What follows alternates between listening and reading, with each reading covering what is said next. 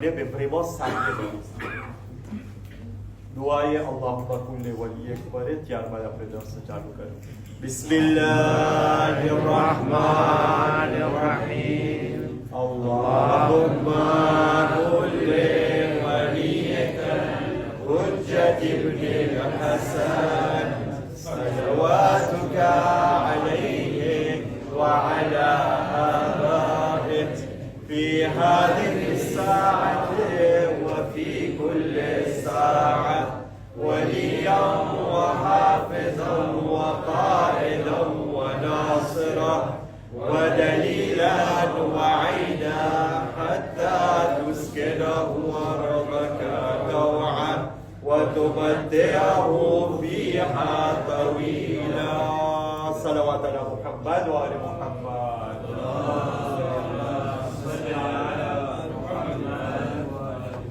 સૌપ્રથમ સેમ્પલ જમાતના મોહતરમ અને માનવત તાલીમ Saint-Denis અને ચારે જમાતના આખા લારેનીઓના મદ્રેસાના રિસ્પોન્સાબલ મોહતરમ શેખ અફદાલ સાહેબ કિબલા સેમ્પલ જમાતના માનવતના પ્રમુખ સાહેબ અને સેમ્પલ જમાતના મદ્રેસાના responsable ભાઈ મોહમ્મદ બહાદુર અલી Saint-Denisના représentant des parents d'élèves ભાઈ એજાઝ જાફર અલી તેમજ તમામ હાજરીને મહેફિલ સલામ અલૈકુમ વરહમતુલ્લાહિ વબરકાતુહ. Avant de commencer ce dars qui sera en français, alors j'allais le faire en Gujarati, mais lorsque j'ai vu qu'on vous a dit levez-vous en Gujarati et personne ne s'est levé, je me suis dit c'est mieux que je le fasse en langue de Molière. Maafi chahu Sheikh Saïd. Moi je comprends.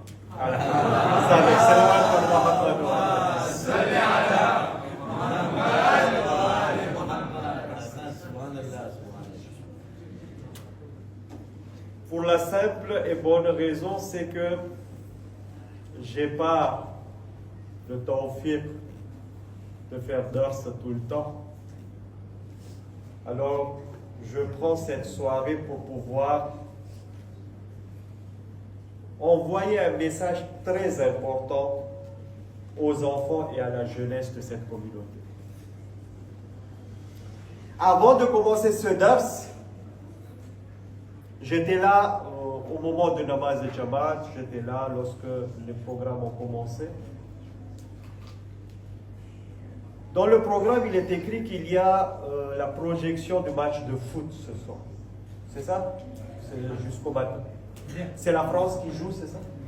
Non, il n'y a pas de France. Donc il y a des fans de football qui vont regarder la projection.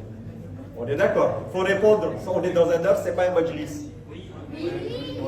Donc s'il y aura des buts, qu'est-ce que vous allez faire? Vous allez rester le bouche cousue ou vous allez crier? Vous allez crier, n'est-ce pas? Maintenant ma question est très simple. Lorsque vous allez crier pour le but qui sera marqué, est-ce que quelqu'un peut me répondre combien de sawab ou combien d'argent vous allez gagner? Hein? Ni argent ni sawab. Et donc vous allez prendre votre souffle, lâcher toute votre énergie pour un acte qui n'aura ni sawab ni argent. On est d'accord? C'est ça? Alors, maintenant pour ça, vous êtes prêts à crier. Même là, déjà, vous avez commencé à crier. Vous voyez? Mais si une action vous rapporte tellement de sawab que Rasulallah sallallahu alayhi wa sallam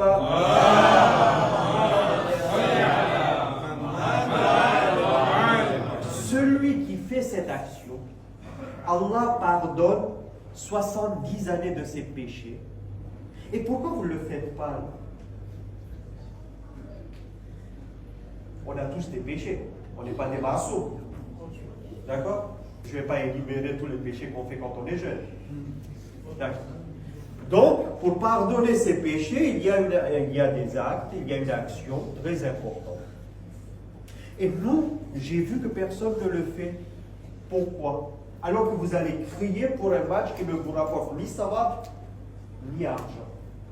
C'est quoi cette action qui efface 70 années des péchés? Vous pouvez me dire?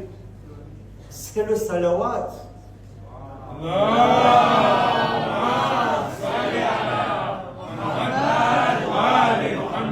Vous voyez cette voix, lorsque vous faites salawat, lorsqu'il y a doigt, vous le faites ensemble. Vous savez, on est au 21e siècle, on est en 2024. Ces trucs-là, c'est comme respirer, manger et boire. On n'a pas à répéter ces trucs-là. Ça doit être déjà inscrit dans l'ADN. C'est ainsi. Pourquoi? Parce qu'il n'y a pas que le sawab. Il n'y a pas que beaucoup de barakat que rapporte cela. Je n'ai pas le temps de parler du barakat de salawat. Il n'y a pas que ça. Il y a une chose qui est très importante, c'est cette voix. Cette voix ensemble, cette voix qui résonne. Cette voix qui résonne montre l'activité, la puissance de la jeunesse d'une communauté. Alors si la jeunesse d'une communauté dort ou est morte, cette communauté est morte. Pour montrer que cette communauté est puissante, cette communauté est vivante, cette communauté est forte, il faut que la jeunesse de cette communauté soit forte. Et cette communauté, la force de la jeunesse, la force de la communauté, nous ne pouvons l'entendre et l'écouter si on oublie une fois, s'il vous plaît, l'Internet et qu'on m'écoute. Vous voyez, je fais l'effort de parler en français justement. Cette voix et cette puissance de la communauté ne peut être compris que si on entend sa voix. Et pour écouter votre voix, il n'y a qu'un seul moyen, c'est d'écouter la salawat. Encore à nouveau, salawat wa Muhammad.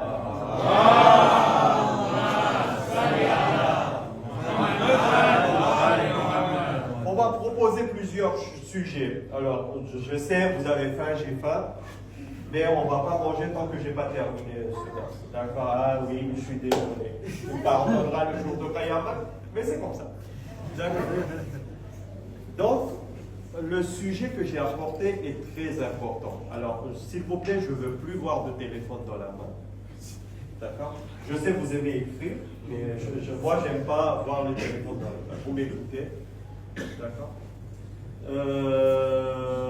Vous regarderez après, au lieu de noter, vous regarderez après le replay. Quelqu'un sûrement a enregistré, vous aurez ça. Le dars d'aujourd'hui est très important sur un sujet. C'est la situation de ce monde. C'est difficile de faire un dars pour les plus petits jusqu'aux plus grands. Donc il faut trouver vraiment la balance du sujet. D'accord? Ah, ça va, ça va, tu veux dire? Ça, c'est un ancien maoré. Ah oui, je viens de là-bas, je le connais, c'était un élève à moi. Alors, je disais, il n'y a pas que lui, il y a son petit frère aussi qui est. Donc, voilà. Donc, il faut trouver la juste voie. Qu'est-ce que c'est que ça? Quelqu'un peut me dire ce que c'est? La carte de l'Iran. Oui. Ah, bravo, c'est une carte. Enfin, c'est pas une carte Pokémon.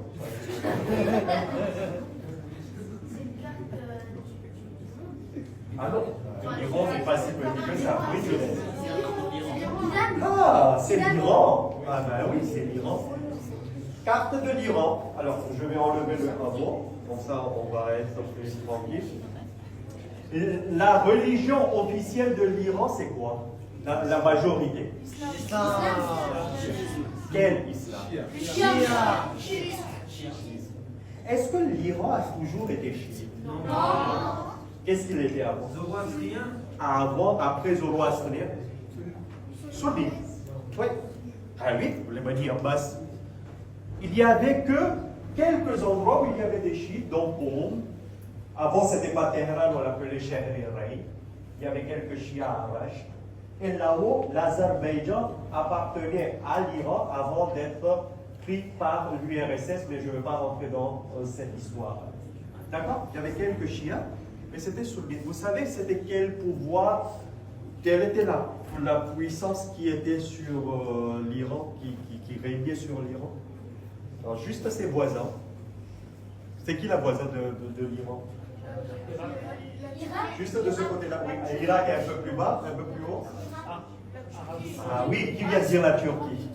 Ah bravo, ben t'es bien géographie. Alors je pense que toi, tu vas devenir député, c'est sûr. T'as raison, c'est la Turquie. C'était qui l'empire turc? Comment on l'appelait l'empire? Vous avez qui a lu à propos de l'empire ottoman? Qui a étudié à propos de l'empire ottoman? Bravo. On a des politiciens partout. Alors, je ne sais pas si j'ai cassé ce micro ou quoi. J'espère qu'il va vivre dans notre temps ce micro-là.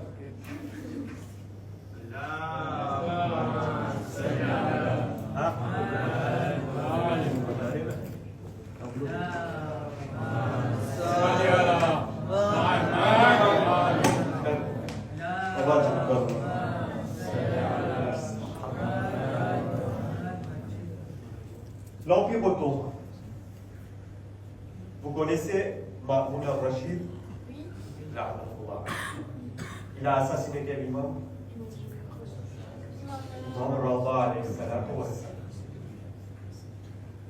En prenant tout ça, il faut savoir que l'Iran est devenu chiite en 1501, au Moyen Âge. Officiellement, l'Iran est devenu chiite en 1501.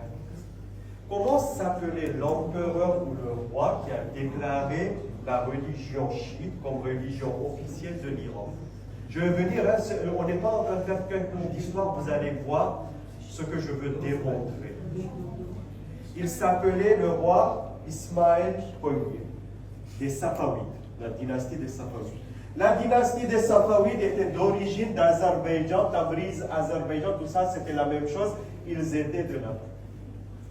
D'accord? Ils sont venus, ils étaient très puissants, tellement puissants qu'ils ont pu battre l'Empire ottoman qui était énorme. Ils étaient très riches. D'accord? Et ils ont officiellement déclaré le schisme comme religion d'État de l'Iran. Et aujourd'hui, vous voyez l'Iran et le schisme en Iran. Vous pensez que tout ça est devenu comme ça, facilement? Non. Juste quelqu'un est venu, tiens, j'ai une épée, je vais te couper la tête. Non. Et puis, non, il y a eu des guerres, il y a eu des puissances, etc. Vous savez que tout ça était le programme d'Imam Rada, mais pas simplement. Les deux personnes qui ont aidé à ce que l'Iran devienne chiite, c'est deux sœurs d'Imam Rada. On connaît une, mais une n'est pas connue. D'accord? Et on va parler de cette deuxième surtout, mais aussi de qui a comme Bibi Ma'soum, Inch'Allah. Tout le monde connaît, il y a une deuxième sœur d'Imam Rada qu'on ne connaît pas et qu'on ne fait pas ziyarat. Elle est enterrée à Azerbaïdjan. Vous voyez Azerbaïdjan là-haut? Vous savez que c'est un pays chiite, l'Azerbaïdjan, la République d'Azerbaïdjan? Oui. C'est un pays chiite. À Bakou, qui est sa capitale, qui s'appelle Bakou, il y a un rojo de la sœur d'Imam Rada qui est surnommée Bibi Haybat. Bibi Haybat. Son vrai prénom était Fatima Sougra qui est la sœur d'Imam Rada. On va parler de qu'est-ce qui s'est passé. Et c'est après cette histoire qu'on va venir en conclusion. Pourquoi je vous ai présenté cette histoire aujourd'hui? Pour quelle raison on a parlé de ça? Ça, on en discutera après les cours.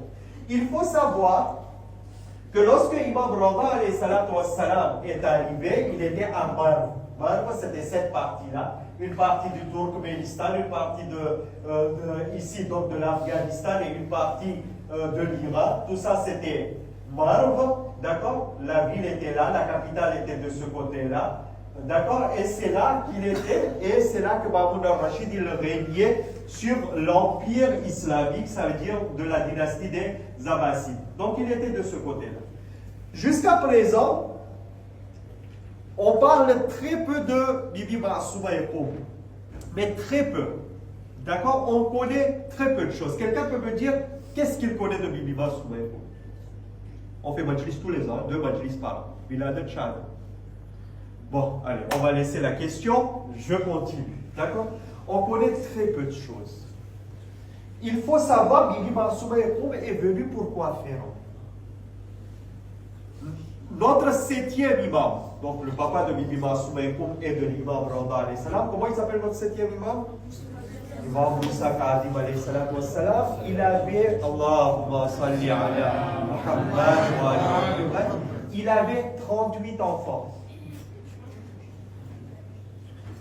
Eh oui, mais ils étaient gentils comme vous. Hein? D'accord? 38 enfants. 18 garçons et 20 filles. Non, 18 filles et 20 garçons. Combien? 18 filles et 20 garçons. 38 enfants. Il y en a même des hadiths qui disent 70 enfants. Mais ils disent c'est trop. On va rester dans les 38. 38 enfants. D'accord? Dans ces 38 enfants, ceux qui sont arrivés avec Bibi Mansour, parce qu'il y en a qui sont arrivés après, ceux qui sont arrivés avec Bibi Mansour, elles étaient 5 sœurs et 7 frères. D'accord? Plus les neveux et les nièces, au total, 23 personnes de la famille d'Imam Randa alayhi salam. D'accord? Quand on dit que Bibi Mansour est arrivée et voilà, et puis elle est décédée là, non, il y avait déjà 23 personnes de sa famille qui étaient avec elle. Il n'y a pas que ça. Au total, le kaflo de Bibi Mansour, au total, les personnes qui sont arrivées, ils étaient au nombre de 400. 400 personnes ont quitté Medina, ils sont passés par l'Irak, Basra. Ils sont arrivés à cette ville à côté de Rome qui s'appelle Sava. Savez. Vous voyez Savez? Ici. Quand ils sont arrivés là, il y a eu une attaque. Ils ont été attaqués. D'accord? Il y a eu une guerre. 2 frères d'Imam Randa alayhi salatu wassalam ont été martyrisés dans cette guerre. 2. D'accord? Ils sont enterrés là. Un, il s'appelle Sayyid Isha et l'autre s'appelle Sayyid Abdullah. Ils disent aussi qu'il y a un 3e. Certains disent que c'était le neveu et pas le frère. D'accord? Il s'appelait Haroun, mais ils disent que c'était le neveu et pas le frère, mais on ne rentre pas. Mais 2 frères, c'est sûr, qui sont enterrés là. D'accord? Ce sont les jassous, les espions de Mamoun al-Rashid qui ont attaqué et assassiné 2 frères, qui a fait cette guerre. Ils ont blessé Janabé Ma'soum, que Janabé Ma'soum, elle a été empoisonnée, elle est arrivée à Qom et elle est décédée ici 17 jours après, 2 ans avant Imam Randa alayhi salatu wassalam. Je précise bien, Bibi Ma'soum est décédée en l'an 201 de Hijri, avant Imam Randa alayhi salatu wassalam. La question qui se pose est ça. On nous dit, elle était venue parce qu'elle pensait trop à son frère, elle voulait voir son frère, elle est décédée, elle n'a pas pu voir son frère. La question, 400 personnes pour qu'elle puisse voir son frère, est-ce que vous trouvez ça logique? L'histoire, c'est une recherche de logique. Est-ce que c'est logique 400 personnes pour juste rencontrer Imam Randa parce qu'elle venait? Vous avez déjà vu les Ahl al-Bayt voyager comme des rois, comme des princes? Est-ce que vous avez entendu ça? Vous avez non. C'était des gens très simples. Qu'est-ce qu'ils sont venus faire ces 400 personnes? Pour faire quoi?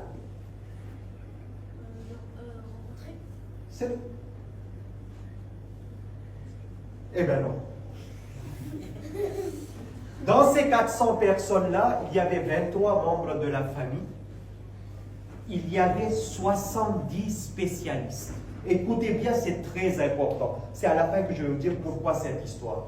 70 spécialistes, des médecins, des professeurs, des scientifiques, des ingénieurs, des agriculteurs, des spécialistes de tout bord. 70 personnes qui l'accompagnaient.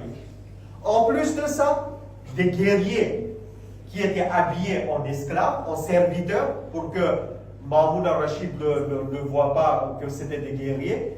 Et à l'intérieur, il y avait des serviteurs qui étaient là et qui étaient spécialisés en agriculture. Pourquoi tout ce monde? C'est pour faire quoi? Est-ce que vous vous êtes posé des questions sur nos histoires de temps en temps? Est-ce que vous vous posez des questions sur l'histoire? Il y en a qui se posent des questions. Est-ce que vous pensez, moi, ma question c'est, quand on vous parle des Ahl al-Bayt, imams, les histoires des imams, etc., pour vous c'est quoi? C'est quoi? Ça se limite à quoi? Allez-y, répondez, on est dans cette place. Allez-y, je suis même prêt à entendre des conneries, en fait, tant que ça reste dans les limites des conneries. Quand on vous raconte des histoires des Ahl al-Bayt, vous êtes au madrasa, on est bien un programme de madrasa d'élèves de madrasa, c'est ça? D'accord. Dans le madrasa, vous avez écouté des histoires, vous avez étudié les histoires. Vous avez étudié. Eh bien, quand on vous parle, les Ahl al-Bayt, les imams, les aïmat al-akhar, etc., et que salawat par Muhammad wa ali Muhammad.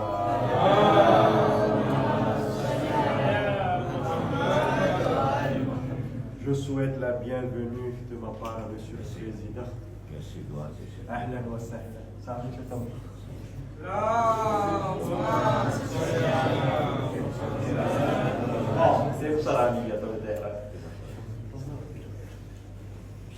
C'est quoi? Ouais, vas-y, quand tu veux. Merci. Donc, quand on te parle pas ce que je suis en train de te parler, mais quand tu écoutes des histoires des imams, tu penses directement au peuplement d'une ville? Non, merci. Non. Ça vous dit quoi quand on vous parle des imams? Tiens, on va vous faire une histoire d'imam. Quand on va dire, on va vous faire une histoire de Réhan. C'est ça, c'est Réhan, si je ne l'oublie pas. Il y a des tout petits quand je parle. Maintenant, tu as beaucoup grandi. Toi, tu ne me connais pas, moi, je te connais. Vas-y. Non? Donc, quand on vous raconte l'histoire d'un imam, vous ne savez pas ça va englober quoi? Oui, il va transmettre l'islam. Transmettre l'islam. Transmettre l'islam. Mais je suis en train de transmettre l'islam. Mais l'imam, c'est pas que il était au masjid, il faisait namaz. L'imam et les Ahl al-Bayt, c'est pas que ils étaient au mihrab et ça y est, ils avaient que le tasbih dans la main. Ya Allah, ya Allah, ya Allah, ya Allah. Il n'y avait pas que ça.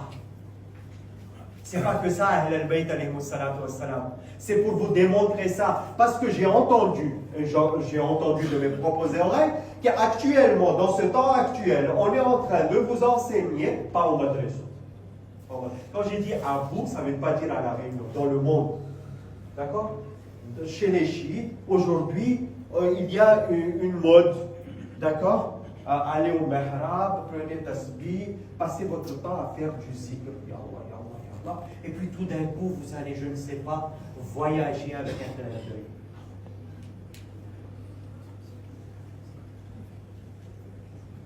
C'est ce qu'aujourd'hui dans le monde, la mode d'enseignement chez les chiites. D'accord? C'est arracher l'âme du chiisme. Le chiisme n'est pas de s'asseoir au mihrab et faire Ya Allah, Ya Allah. Le chiisme, c'est la construction d'une société. C'est ça le chiisme. Des droits et des devoirs. C'est comment transformer ce monde en un monde parfait. C'est ça le chiisme. Ce n'est pas le mihrab. C'est ce que je veux vous montrer. C'était des Ahl al-Bayt. S'ils étaient restés au Medina et ils avaient fait que namaz et ibadat, est-ce qu'on aurait dit ah non, c'est pas bon ça, il fallait pas faire ça? Est-ce qu'on aurait dit ça? Non, on n'aurait pas dit ça. Eh bien, c'est des Ahl al-Bayt. Ils ont fait ça. Il faut faire comme ça parce qu'ils étaient des guides pour nous. On ne les aurait pas jugés. On aurait fait comme ils ont décidé de faire. Eh bien, il faut voir qu'est-ce qu'ils ont fait pour pouvoir faire pareil pour nous aussi dans ce monde. Est-ce que vous comprenez le message que je veux transmettre? D'accord? Elle est arrivée avec ça. Pourquoi? Vous savez pourquoi? Parce qu'au temps de Mahmoud al-Rashid, avant que Imam Rada alayhi salam invite sa sœur, les chiites n'avaient droit à rien. Mahamoud al-Rashid était un ennemi de chiites. Il avait décrété les chiites n'ont pas le droit à la santé. Ils n'ont pas le droit d'aller à l'école. Ils n'ont pas le droit d'être propriétaires. Ils n'ont pas... à la fin, avant que Imam Rada arrive, vous savez qu'est-ce qu'il a décrété? Qu'Allah le maudit, Inch'Allah. Vous savez qu'est-ce qu'il a décrété? Il a décrété, personne n'embauche les chiites. Personne n'embauche les chiites. Il faut qu'ils meurent de faim. Mahamoud al-Rashid. Là, lorsque Imam Rada a vu ça, il a dit à sa sœur, tu viens avec tout ce monde-là. Et parce que pourquoi Imam Rada était nommé le prince héritier? Il avait des droits, il pouvait décréter des choses. D'accord? Il pouvait changer quelques trucs, pas officiellement, mais officieusement. Il a appelé tout ce monde pour emmener le changement. Mais le changement, comment? Regardez, c'est ça que je veux venir. Comment il a emmené le changement? Comment Bibi Massouma a emmené le changement? Elle n'a pas dit, eh ben maintenant, ça y est, je suis venu avec 70 personnes, je suis venu, etc. C'est terminé. Les malades, allez-y à l'hôpital, allez-y là-bas. Non, ça ne fonctionne pas comme ça. Lorsqu'elle est arrivée, elle a été empoisonnée. Au lieu d'aller à Mashhad, qui n'était pas encore Mashhad mais Marb, et au lieu d'aller là-bas, elle est arrivée à Koum parce qu'elle était très malade. Elle a survécu que 17 jours parce qu'elle a été empoisonnée alors qu'elle est très malade. Moi, depuis mon enfance, j'ai entendu une chose. Poté Aïwa, elle est arrivée à Koum, elle est allée, on lui a donné une maison, elle est allée là-bas. Pendant 17 jours, elle a fait que des ibadat. Elle a ouvert un livre, elle faisait doigt, elle faisait zikr et elle est décédée après 17 jours. Non, mais vous rigolez, allez-y un peu ouvrir les livres d'histoire. Elle est venue pour un but bien précis. Si elle voulait faire que Ibadat, elle pouvait faire à Medina à côté de Rojo, de son ancêtre Rasulallah sallallahu alayhi wa sallam. Vous savez, la première chose que Bibi Massouma a fait, la première chose, elle est arrivée, elle est malade, elle est empoisonnée, elle est blessée pendant la guerre, elle est blessée. On l'a fait s'asseoir, on lui dit, écoutez, oubliez tout ça, il faut que vous vous reprenez, vous vous reposez. Elle a dit, j'ai pas le temps de me reposer, je vais pas me reposer. Appelez les responsables de cette ville. Vous savez combien de chiites? Appelez les responsables sont arrivés. Elle a dit, là maintenant, elle vient d'arriver, hein? Elle n'a même pas eu le temps de déballer ses bagages. Non, il n'y a pas le temps. Elle sait qu'elle va mourir, elle a été empoisonnée. Elle a dit aux responsables, trouvez-moi un immeuble, une maison, tout de suite, là maintenant. Je veux une maison. Ils lui ont dit, mais vous avez une maison pour vivre? Elle a dit, non, c'est pas pour vivre. Elle a dit, c'est pour faire quoi? Elle a dit, tout de suite, maintenant, je dois ouvrir une université. Là maintenant. La première chose, elle est empoisonnée, elle est malade. Hein? Là, je dois ouvrir une université. Papa, tu avais besoin de la non, je n'ai pas le temps. Les chiites n'ont pas le droit d'aller à l'école. Eh bien, c'est nous qui allons donner le droit d'aller à l'école. Elle était venue avec des professeurs, des spécialistes. Au même jour, à son arrivée à Koum, la première chose que Bibi Massouma a fait, elle ouvre une université. Tous les chiites, c'est l'ordre de mon frère. Tout le monde à partir de demain à l'école. Tout le monde allait à l'école à partir de demain. Elle fait ça le premier jour. Vous savez ce qu'elle fait le deuxième jour? Deuxième jour, il y a 2 de ses frères qui sont décédés. 7 frères. Il lui reste 5 frères. D'accord? Imam Rada avait ordonné qu'il avait un neveu, le fils aîné de son frère Hamza, qui avait 18 ans. Il a dit, lui, tu me l'envoies. Il doit s'occuper de mes paperasses, de mes courriers. Les restes de frères, vous savez qu'est-ce qu'ils doivent faire? Ils doivent aller à Téhéran. Vous savez, Imam Rada, quand il est arrivé, quand il était encore sur la route, quand il était venu, il partait encore. Qu'est-ce qu'il a fait? Il a fait un truc très important. Hein? Oui, très important, c'est vrai. Ça, c'est obligatoire. Autre chose très importante après Ibadat en deuxième place, c'est bien, il faut parler. En deuxième place. Et salawat pour Muhammad wa Muhammad.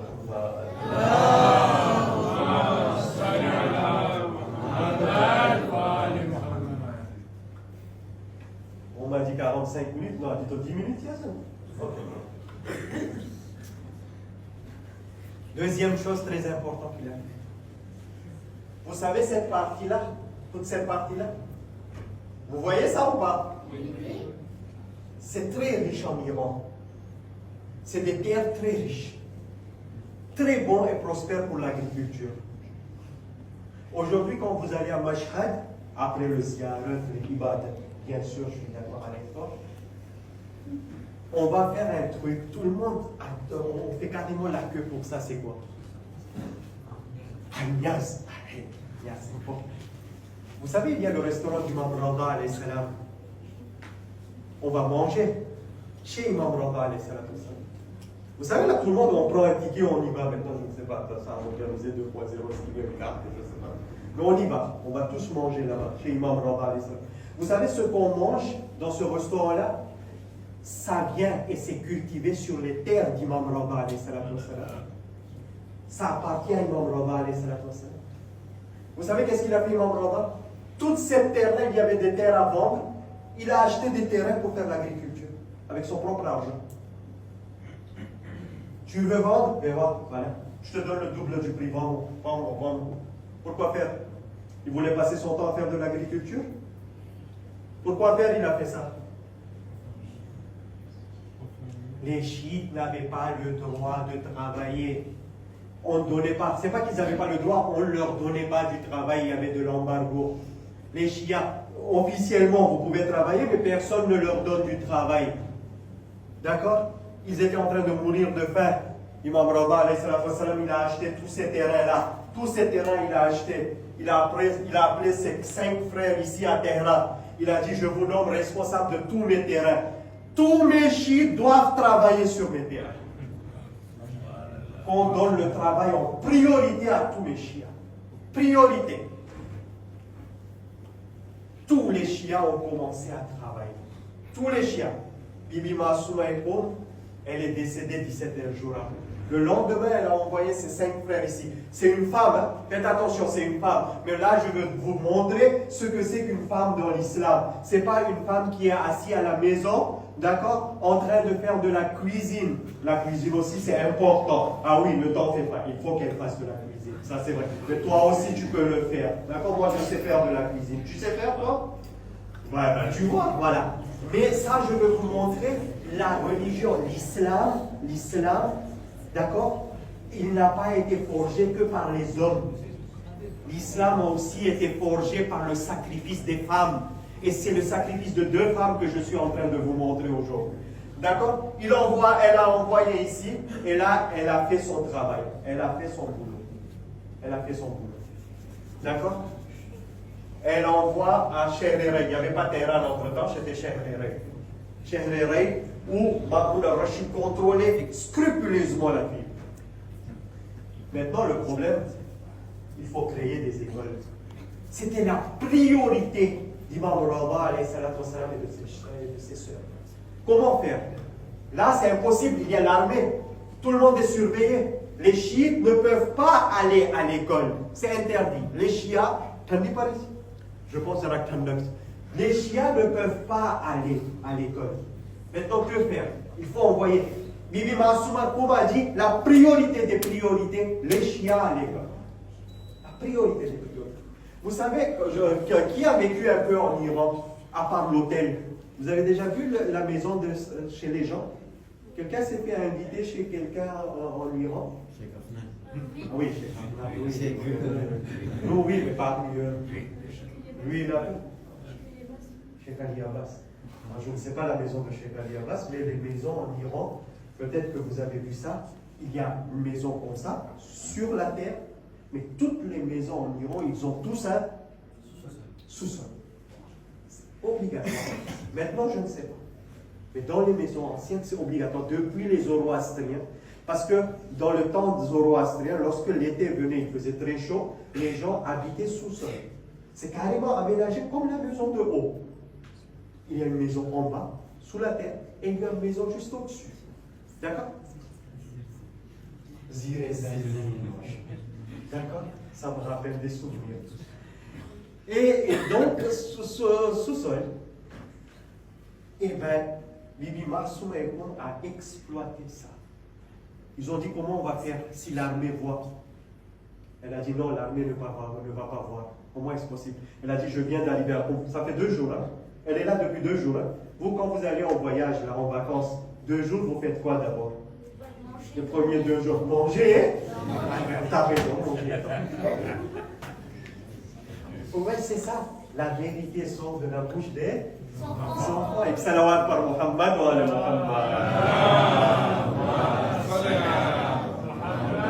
Parce que les grands étaient en train de réfléchir, qu'est-ce qu'on va dire pour faire plaisir à Cheikh? Il y a un qui va caquer avec un, ils vont dire c'est mon Fatul Jinan que j'ai vu pendant 2 jours. D'accord, on a oublié tout ça.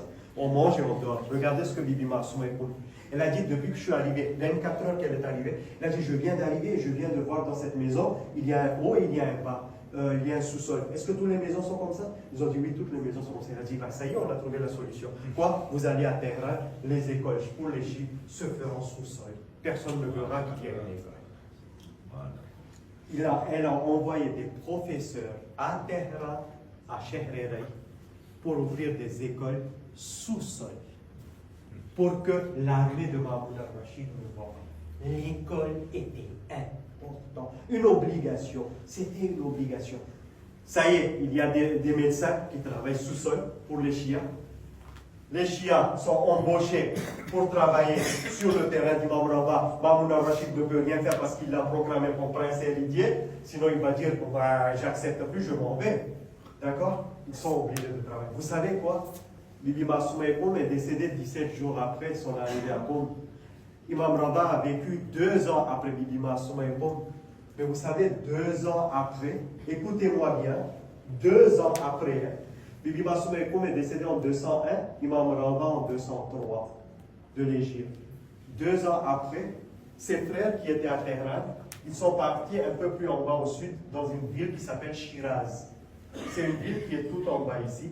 Shiraz, dans le temps de Imam Rabah, était une ville qui était une ville commerciale. C'est-à-dire, tout divergeait et convergeait par là. C'était comme Makkah au temps de Rasulallah. Les marchandises venaient là et ça se vendait en Iran. De l'Iran, ça partait par là pour aller dans le monde arabe. Ici, parce que les Arabes, c'était du désert, ils n'avaient rien. Les Iraniens, ben, ils avaient des fraises, ils avaient du caviar aussi. Hein, c'est la mer Caspienne ici. D'accord? Non, je ne sais pas si dans le temps ils mangeaient du caviar, mais maintenant ils vendent du caviar. Donc c'était pour dire qu'ils étaient très riches. Donc ils faisaient du commerce. Donc ils sont partis, ils faisaient entre Téhéran et Shiraz aller-retour parce qu'ils supervisaient tout ce qui était planté pour pouvoir après partager le salaire auprès des chiites. 2 ans après, écoutez-moi bien, c'est très important. Les chiites n'avaient pas à manger, ils ne savaient plus lire et écrire, ils avaient droit ni à la santé. Il faut savoir une chose, 2 ans après, les chiites étaient tous éduqués, d'accord? Ils avaient des hôpitaux, d'accord? Ils avaient des hôpitaux. Et troisième chose, ils sont devenus tellement riches que 2 ans après, les frères d'Imam Rabah envoient une lettre à Imam Rabah pour dire, ya Imam Rabah, on a beaucoup de courses. Est-ce que vous voulez qu'on vous envoie? 2 ans avant, les chiites demandaient mendier pour manger. 2 ans après. Vous savez, Imam Rabah a dit, oh, avant de m'envoyer le khums, règle tous les besoins des chiites en Iran. Tous les besoins.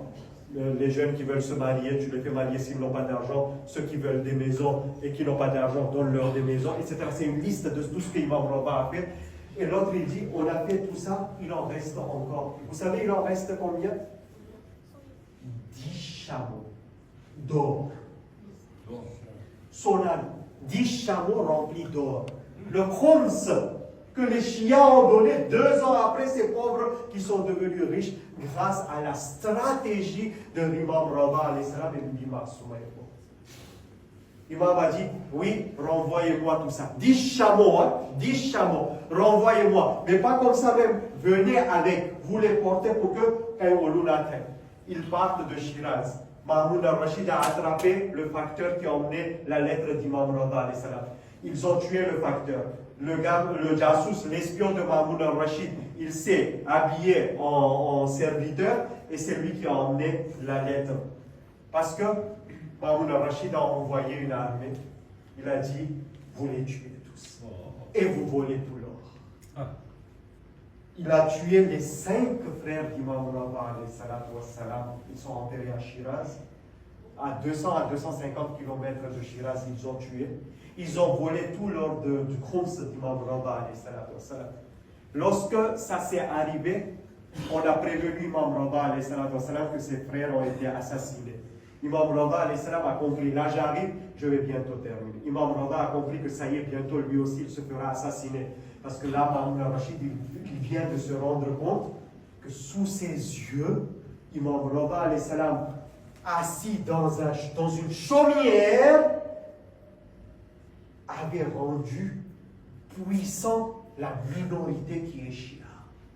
Sous ses yeux, il n'a rien vu venir. Il n'a rien vu venir. Les chiites étaient devenus meilleurs que les autres. Partout. Grâce à ce sacrifice, grâce à cette stratégie. Il a dit, il faut assassiner tout le monde. Il faut assassiner tout le monde. Il faut assassiner ses sœurs. Vous savez, elles étaient 5. Il est décédé. Il en reste 4. Il faut assassiner ses sœurs. Il faut assassiner Imam Rada. Il faut assassiner tous ses neveux et nièces. Imam Rada, avant que ça arrive, Imam Rada a compris que ça y est, c'était la fin. Il envoie une lettre à ses sœurs en disant, quittez vite pour aller vers le nord. Allah vous guidera jusqu'à Azerbaïdjan. Il dit ça. Allez-y, Allah vous guidera. Il avait, vous vous souvenez, pour s'occuper de ses courriers, il avait demandé à son neveu, le fils de son frère Hamza qui avait 18 ans. Là maintenant il a 20 ans. Il a dit à son neveu, toi vas-y, de là de Mashhad jusqu'à Rasht. Rasht c'était le port. Le port de ceux qui venaient du nord, ça veut dire de Turkménistan, de la Russie et de l'Azerbaïdjan. Allez-y tous à Rasht. Et là Allah vous montrera le chemin. D'accord? Il faut savoir que Mashhad et Rasht en cheval dans le temps, c'était 4 à 5 jours. D'accord? Allez-y tous. Il envoie les lettres. 4 de ses sœurs partent de Qom. Elles sont tristes. Elles sont apeurées. Elles sont aussi tristes. Elles viennent de perdre 5 de leurs frères. Elles sont dans le deuil. D'accord? En arrivant jusqu'à Rasht, 2 sœurs décèdent sur 4 sur la route. La 3e est gravement malade. Elle reste à Rasht. La 4e qui s'appelle Fatima Soughra, on appelle ça Bibi Haybat qui est en Azerbaïdjan. Regardez bien, écoutez. Elle voit venir son neveu qui venait de Mashhad et qui le prévient qu'Imam Rada a été assassiné. Qu'est-ce qu'on fait? Qu'Imam Rada a dit, allez-y vers Azerbaïdjan, Allah vous ouvrira le chemin. Écoutez bien. Ils arrivent là, ils demandent est-ce qu'il y a un barque Shia, un barque d'un chiite, Mohibé Ahl-Bayt. Ils ont dit oui. Écoutez, il y a un importateur d'Azerbaïdjan qui vend de la fourrure, qui est Shia, qui est l'homme le plus riche d'Azerbaïdjan. Un Shia. Un homme très riche. Il s'appelle Sheikh Al-Badri. D'accord? Sheikh Al-Badri. Il y a un bateau qui va partir, là la nuit. On est au mois d'août, il fait très chaud. D'accord? Pour l'Azerbaïdjan. Mais ici, c'est plus frais. Donc, il faut aller là-bas. Elle dit, d'accord, on va monter là-dessus et on va partir en Azerbaïdjan. Sans connaître personne, sans savoir, rien du tout. Et salawat par Muhammad wa ali Muhammad.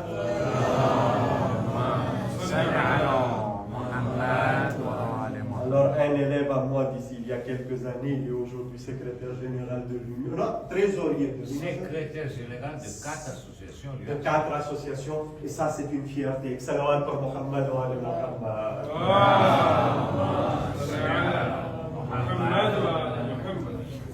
Elle prend le bateau avec son neveu et 2 nièces. C'est tout ce qui est vivant sur les 23 personnes qui sont arrivées. Elle, un neveu et une nièce. 2 nièces, 4 personnes. Elles prennent le bateau sans savoir où est-ce qu'elles vont. On va l'emmener chez Sheikh Al-Badri qu'ils ne connaissent même pas. D'accord? Ils arrivent à la capitale d'Azerbaïdjan qui s'appelle Bakou. Ils arrivent là-bas. Le Sheikh Al-Badri les accueille. Il dit, vous êtes la sœur d'Imam Rada, c'est un Shia. Sheikh Al-Badri était l'homme le plus riche. Mais très riche. D'accord? On disait que l'Azerbaïdjan lui appartenait carrément. Tellement il était riche. Il vendait les fourrures à Mahmoud al-Rachid pour ses armées. D'accord? Ben, vous savez, quand on vend à l'État, la facture est toujours salée. D'accord? En plus, c'était un ennemi d'Ahl al-Bayt, alors il vaut mieux prendre cet argent pour venir au chier. Bon, je ne vais pas rentrer dans cette histoire, on y va. Il accueille, il emmène à la maison. Une grande maison, magnifique. D'accord? Il s'assoit. Et là, Cheikh al-Badri dit quelque chose à Bibi Haybat, à Bibi Fatima al-Soufra, qui est la sœur d'Imam Rava. Il dit, je veux un salaire pour ce que je viens de vous faire. Je viens de vous sauver, je demande un salaire. Elle dit, mais j'ai rien. On a tout perdu, on n'a plus rien. Comment je peux te payer? Il dit, si, moi je sais comment vous pouvez payer. Elle dit, allez-y, dites-moi. Elle a dit, vous avez ce que je peux, ce que je veux pour que vous me payiez. Elle a dit, c'est quoi? Elle a dit, je vous donne toute ma maison, toute ma richesse, tout mon argent, et je deviens votre khalassi, votre serviteur. Acceptez ça, c'est une récompense de ce que je viens de vous faire. Vous avez compris, un shia, c'est quoi? Vous voyez, un shia, c'est quoi? Pour l'imam, pour les Ahl al-Bayt, tout, prenez tout. Si vous acceptez ça, c'est comme si vous m'avez payé, c'est la récompense que vous m'avez donnée. Elle a dit, en principe, en récompense, on demande quelque chose. Là, tu donnes tout. Et là, il répond, ah non. Oh, sœur d'Imam Rava, je vous donne tout ce monde pour acheter le paradis. Excellent par Muhammad wa ala Muhammad.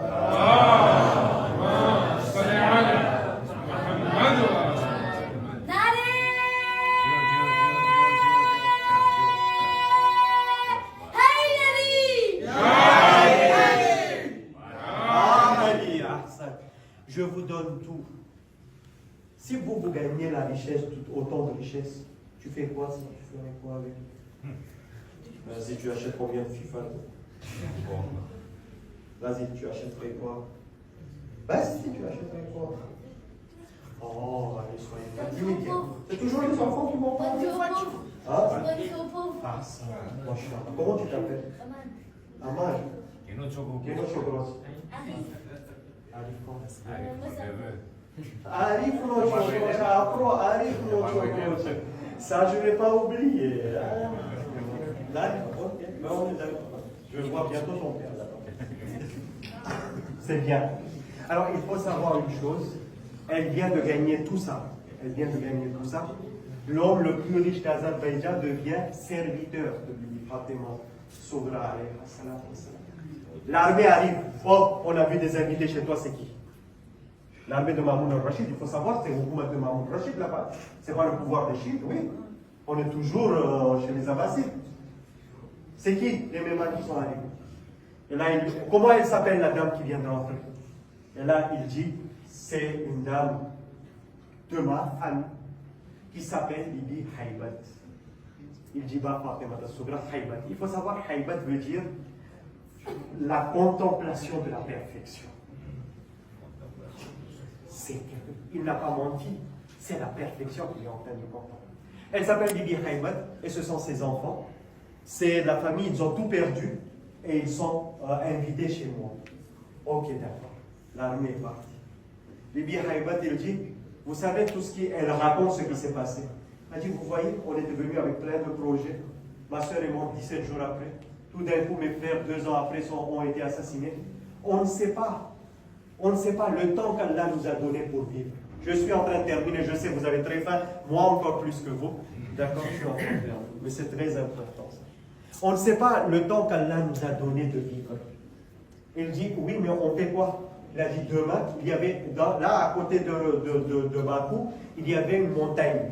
Une montagne, une très grande montagne. Il dit, demain, appelle tous les chiites, on va monter sur la montagne. En haut, au sommet de la montagne. Ok, tchatch, c'est la sœur d'Imam Rava. C'est la tante d'Imam Jawad qui est imam du temps. On va tous monter. Tous les chiites sont montés. Le lendemain, elle vient d'arriver. Elle a fait un voyage en bateau. Hein. Nous, alors là, je vous assure, quand on fait voyage en bateau, moi j'ai le mal de mer, je vous assure, je dormirai 7 jours. D'accord? Le lendemain même, on monte la montagne. On monte en haut. Tous les chiens en haut. Arrivé là-bas, il dit, écoutez, la première chose à faire, à partir de demain, vous venez tous ici, d'accord? Je suis venu, j'ai appelé des professeurs qui sont restés là-bas pour qu'ils ne soient pas tués. Ils vont être là la semaine prochaine. À partir de demain, je serai votre professeur. Première chose à faire, tous les chiens à l'école. Tous les chiens à l'école. Elle vient de perdre ses frères, elle vient de perdre Imam Rava, elle est à pleurer, elle est attristée, elle fait matin, elle est au noir, elle vient de perdre tout le monde. Non simplement elle vient de perdre tout le monde, elle vient de perdre sa richesse, elle vient de perdre sa maison, il n'y a rien, mais elle ne pense pas, ah non je vais pleurer, d'abord je venais faire carcaro, etc. On n'a pas le temps. À partir de demain, vous commencez à étudier, jusqu'à ce que le professeur arrive, c'est moi qui sera votre professeur. Lendemain, ils ont commencé à étudier. Vous savez, ces gens qui se sont réunis sur la montagne pour étudier, 700 ans après, ils sont devenus les grands de sa famille. Ils sont devenus éduqués. Ils sont devenus riches. Ils sont devenus une arme. Ils ont acheté des armes. Ils ont combattu les Ottomans. Et le 18 Zilhaj, en Hijri 906, ils ont proclamé le schisme, religion d'État de l'Iran.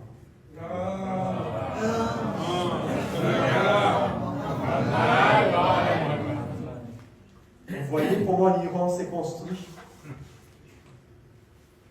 L'histoire prend fin. La question, qu'est-ce qui a donné le pouvoir aux Chiites? L'argent? Qu'est-ce qui a donné le pouvoir? Les études. Vous êtes tous des étudiants, alhamdoulilah. Vous allez tous à l'école. Ah, la médecine. Ah, 11 ans. Oh, mon père, il est riche, l'argent, il y a plein de sous dans son coffre. Oh, qu'est-ce que je vais faire aller à l'école? Oh, c'est vrai. Alors, je suis à Mayotte, je ne vais pas vous donner le nom, mais même s'il était là, je l'aurais donné, il ne m'aurait pas dit non. Mais je ne vais pas donner parce qu'il n'est pas là. Le madresso, ou le programme de madresso, le madresso n'est pas simplement là pour vous apprendre comment vous allez faire Pâques quand vous allez rentrer aux toilettes. Il ne va pas simplement vous apprendre comment faire Wazou et Namaz. D'accord? Il doit apprendre ça, c'est obligatoire. Mais il n'y a pas que ça, la responsabilité. La responsabilité du madrasa, c'est comment emmener la jeunesse de cette communauté vers l'excellence. La perfection ne pourra jamais y aller, c'est que les amis. Vers l'excellence. Il doit conseiller les enfants pour arriver à un haut niveau. Un des jeunes à Mayotte, après le bac, il a décidé, son papa l'a emmené au magasin, il a dit, regarde tout ce que j'ai dans mon compte. Voilà le magasin. Je suis riche. Arrête les études. Prends le magasin. À la fin, tu étudies et tout ça pour faire quoi? Pour travailler. Ben, je te donne dès maintenant. Un jeune de 18 ans qui voit un coffre plein, qui voit un magasin tout près, il sait qu'il y a de l'argent là-dedans. D'accord? Il va dire quoi? Ah oui? Ben, il a dit bien, alhamdoulilah. Je l'ai convoqué lui et son père.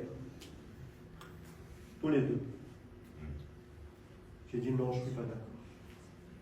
Depuis qu'il a 4 ans, c'est moi son professeur. Depuis qu'il a 4 ans, il a 18 ans, c'est moi qui l'ai enseigné, et à la fin tu me le voles pour dire ça y est, il va rentrer dans le...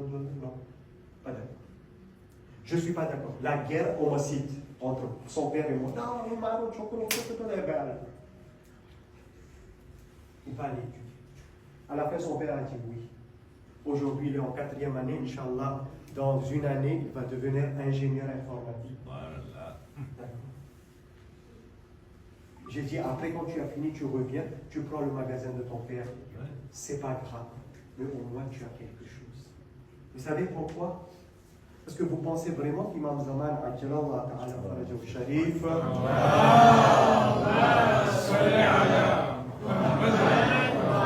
il a besoin de votre argent. Est-ce qu'il a besoin de votre argent? Imam Zaman, quand il va venir, il va être pauvre? Ah ben, il va sortir d'où l'argent? Il va sortir d'où? Il ne travaille pas, non, il est en rêve. Il va utiliser l'euro, il va utiliser le dollar, il va utiliser quoi? Hein? Oui, oui, oui. Mais il va sortir d'où les sous? La connaissance de ses asrams. Hein? La connaissance de ses asrams. Eh bien non, il n'a pas besoin de sous parce que lorsqu'il va venir, il va juste faire comme ça et tout l'or, l'argent et les pierres précieuses de la terre sortiront devant. Il n'a pas besoin de notre argent. Qu'est-ce qu'il a besoin? Parce que des fois on dit, Imam Zaman l'a dit à Outana parce que après beau ibandar nati, après je sais, beau gunégar, c'est. Oui, il t'aura assez, peut-être, je ne sais pas. Mais une chose est sûre, on n'est pas prêt. C'est pas qu'on n'a pas d'argent. On n'est pas prêt pour gouverner à côté d'Imam Zaman. Il a besoin de gouverneurs, il a besoin d'avocats, il a besoin de juges, il a besoin de comptables, il a besoin de scientifiques, il a besoin de médecins, comme Imam Ramba, il ne va pas faire tout abracadabra avec une baguette magique, on n'est pas chez Harry Potter ici. Hein? On n'est pas là pour... non, c'est pas abracadabra. Combien y a-t-il de médecins ici? Combien sont en études de médecine ici? Combien sont en études de droit ici? Combien sont en études d'ingénierie ici? Ah, ça c'est la médecine. Il y a quelqu'un qui est en médecine. Études de médecine. Et salawat pour les deux déjà.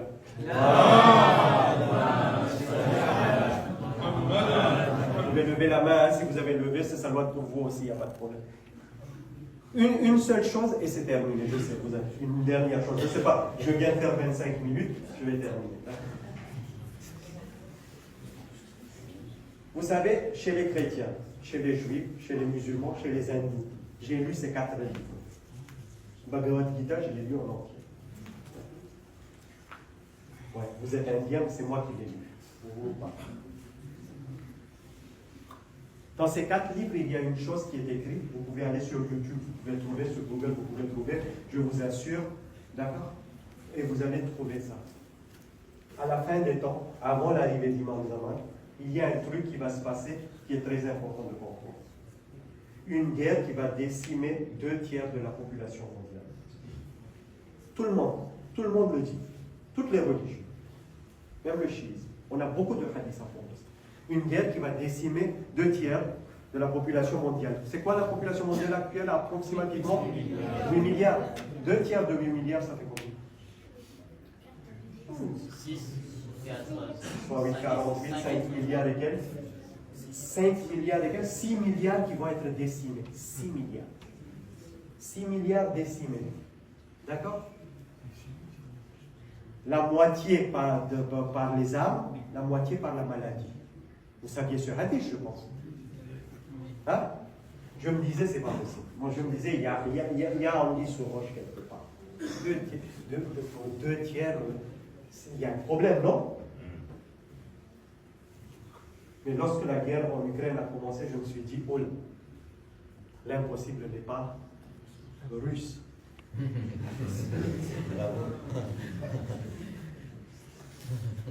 Je me suis dit, on ne sait jamais. Hein. Et dans le monde entier, il n'y a que les fous qui règnent. Hein. De l'autre côté, on a Trump qui est en train d'arriver. Je ne veux pas parler de la France, même si on est dans un pays de droits de l'homme et des libertés. Mais dans 2 dimanches, on va comprendre ce qui va se passer. Hein. On est d'accord ou pas? Maintenant, je vous assure, c'est devenu possible. D'accord? Ma question est simple. Quand 2/3 de la population mondiale va être décimée par la guerre, ça va être une bombe très puissante. D'accord? Ce n'est pas des épées. Ça, c'est sûr. Dans ce monde-là, Nous, on est ici. Vous, vous êtes là. Nous, moi, c'est encore pire. On n'a même pas de médecin généraliste là-bas. Alors, si quelqu'un est généraliste, pour faire des sourds, venez là-bas. D'accord? Salam alaikum wa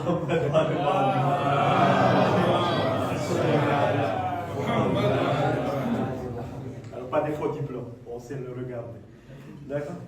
Écoutez-moi bien, demain il se passe là. Imam alayhi salam, Imam Sadiq alayhi salam va dire, il y a des ulama qui sont là. C'est des hadiths qui en a plein. Des ulama concernant cette guerre. D'accord? Il y en a qui vont mourir par le feu, il y en a qui vont mourir par les maladies.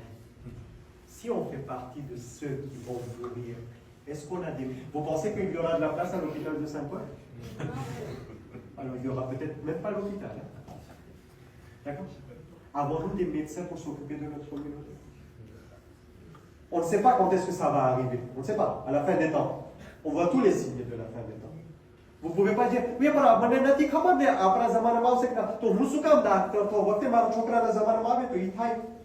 on ne sait pas. Allah est malin, je ne vais pas vous dire quand est-ce qu'il va venir. Pour que tout le monde arrive à l'excellence. Avons-nous des médecins? Non. On n'aura même pas de quoi manger. Vous savez, à propos de la famine, de la fin des temps, ce que Imam Sadiq alayhi salam dit, viendra un temps, il y aura une famine tellement intense que les gens vendront au marché leurs enfants pour un morceau de pain. Hadith? Pour un morceau de pain, ils vont vendre leurs enfants. Tellement la famine sera intense. Ils vont donner en esclavage leurs enfants, peut-être l'autre, le riche, il a de quoi faire manger leurs enfants. C'est dans nos hadiths, c'est dans nos livres. On n'a pas le temps de lire, parce qu'on est tous devenus TikTokers et, je ne sais pas, Instagrammeurs et Facebookers. Voilà ce qu'on est devenus. Aujourd'hui, on demande aux jeunes, vous voulez devenir quoi, TikTokers et TikTokeuses? Vous allez faire quoi avec TikTokers et TikTokeuses? Mais vous êtes sérieux? On est en 2024, on est Shia des Ahl al-Bayt alayhi salam. Et lorsqu'on ouvre TikTok, la seule chose qu'on voit, c'est des Shia Istashri, Khoja, filles avec Pardo qui est en train de chanter et danser. Vous trouvez ça normal? Non, mais vous trouvez ça normal? Hein? Le pire, c'est Instagram, le compte que papa connaît. Mais le compte d'Ali Soussen PRVV, ça, papa ne connaît pas. Tout se passe dans le PRVV, ça. Vous pensez vraiment que je ne suis pas à jour? Je vous assure, je ne suis pas 2.0, je suis 4.0. Salam alaikum wa rahmatullahi wa barakatuh.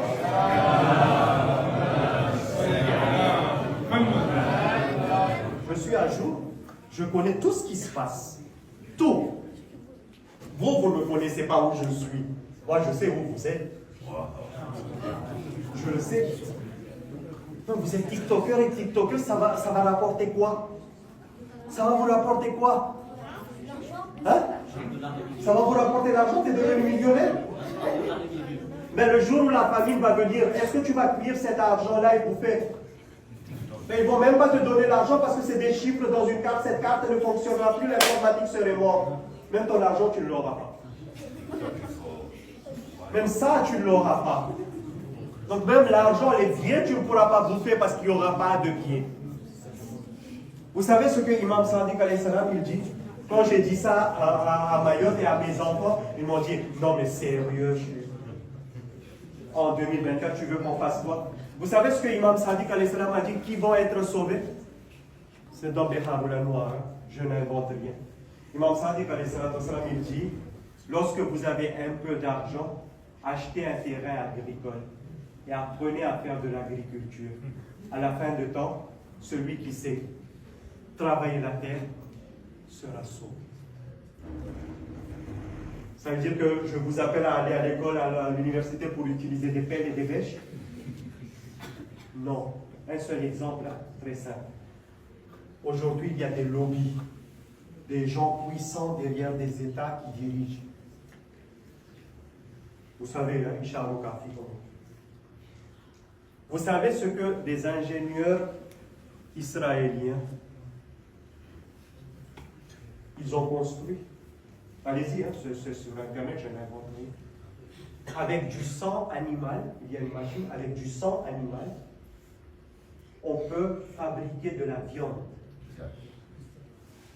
Ils ont construit ça pour qui? pour les gens qui vont dans l'espace. Moi, quand j'étais petit, mon père me disait, c'est tout ce que tu veux étudier? Eux, ils sont partis à la Lune et toi, tu es là? La Lune, c'est terminé, maintenant on parle de Mars. Peut-être bientôt de Pluton. D'accord? La Lune, c'est démodé. Mais nous, on a encore un problème de voir la Lune. On se dispute, t'as décrit tout la noté. Eux, ils sont allés à Mars, ils vont bientôt aller en Pluton. Ok? Ils ont fabriqué cette machine-là. C'est sérieux ce que je suis en train de dire. Nous, demain, on pourra survivre à cette guerre? On pourra survivre à cet événement? Si, on peut encore, on a le temps. Tout est dans votre main.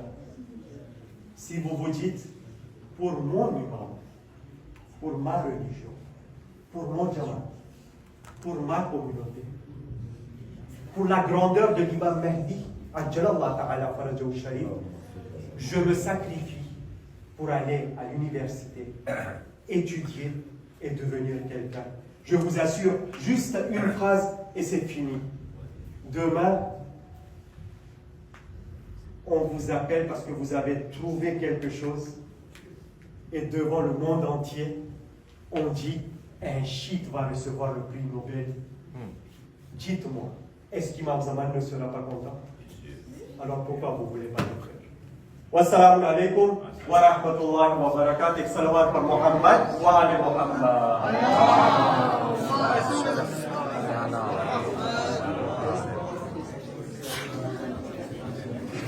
Asante Jazakallah. S'il vous plaît, Alger X, les